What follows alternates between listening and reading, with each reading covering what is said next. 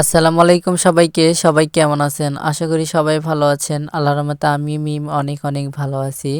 তো অনেকগুলো ফুল নিতেছি। অনেক ভাইয়া, আপু কমেন্টে বলতেছেন, "ভাইয়া, আপু এতগুলান ফুল নিতেছেন, কোন প্রিয় মানুষের বাসায় যাবেন? ফুল নেওয়ার জন্য বাগানে চলে আসেন।" তো তাদের জন্যই এই ভিডিওটা। তো যাই হোক, মিম এতগুলান টাটকা, টাটকা ফুল নিয়ে কোথায় যাবে জানেন? কোন প্রিয় মানুষের বাসায় যাবে? চলেন, মিম একা না, আমিও কিন্তু যাব।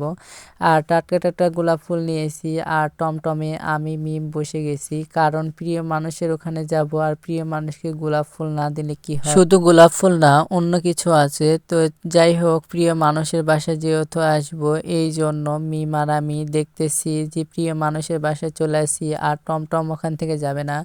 আর এই তো সেই পুকুর দেখিয়ে আমরা একটা ভাইরাল লোকের বাসা পেয়ে গেলাম, চাচির বাসা। তো যাই হোক, আমি আর মিম গল্প করতে করতে চলে আসি আর এসে দেখতেছি আমাদের আপু দাঁড়িয়ে আছে আমাদের জন্য গেটে। তো গেট খুলতে আমরা সমস্যার ফুসে তারপরে ফুল দিয়ে দিলাম, বলতেছে ভিতরে আসো, দাঁড়ায় থাকার দরকার নেই। তারপরে আমরা ভিতরে গেলাম, ভাইয়ার সঙ্গে ভিডিও হলো, অনেক মজা হলো, অনেক সুন্দর।